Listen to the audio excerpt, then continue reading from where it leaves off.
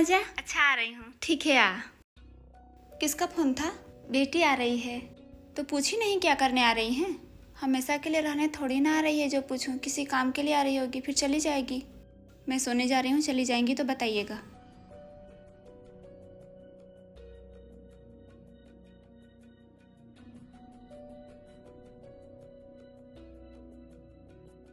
पानी पियो। भाभी कहाँ हैं? सो रही है। प्रसाद लाई हूँ, जगाओ ना भाभी को। जाने दो, उठेगी तो खा लेगी। एक ज़रूरी काम था माँ। बोलो बेटी। मेरी टीचर की ट्रेनिंग होने वाली है 25 दिनों के लिए। इसी शहर में तो ही रुकना चाहती हूँ। कोई रूम देख ले बेटी, यहाँ तुझे नहीं रहने देगी बहू। क्यों माँ?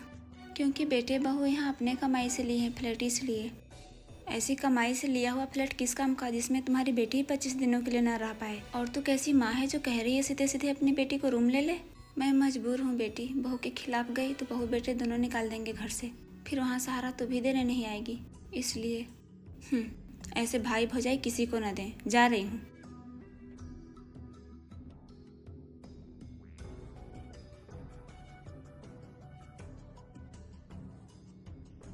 मैं सब सुन रही थी। आप बिल्कुल सही जवाब दी माँ जी। माँ के लिए बहुत बड़ी बात है बहू कि आज मैं अपनी बेटी को इस घर में 25 दिन के लिए सहारा नहीं दे पाई। कितना बड़ा तकलीफ लगा है मुझे, इसका अंदाज़ा तुम्हें नहीं होगा। क्योंकि एक माँ कितनी सेवा से अपने बच्चे को पैर पे खड़ा करती है, उसको पालती पोसती है। और आज देखो ना मैं क्या कर दी उसके साथ। अच्छा तो पछता रही है मना करके? तो जाइए, आप ही चले जाइए सहारा बन के। मैं क्या जाऊँगी उसको सहारा देने, मैं खुद सहारे हो गई हूँ।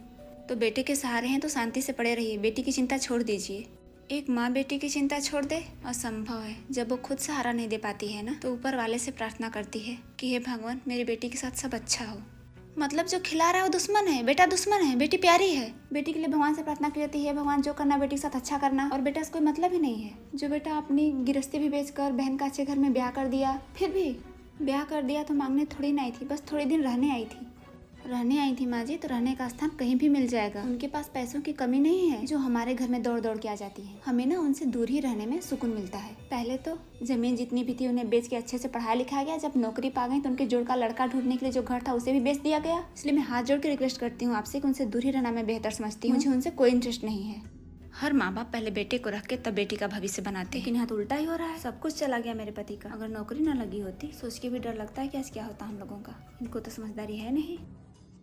बात तो सही है, बेटी के लिए सब बेचती, लेकिन बेटे की भी पढ़ाई में इतना खर्च की कि आज वो इस काबिल हो गया कि खुद से घर भी खरीद लिया। ये बात क्यों नहीं सोचती है बहू?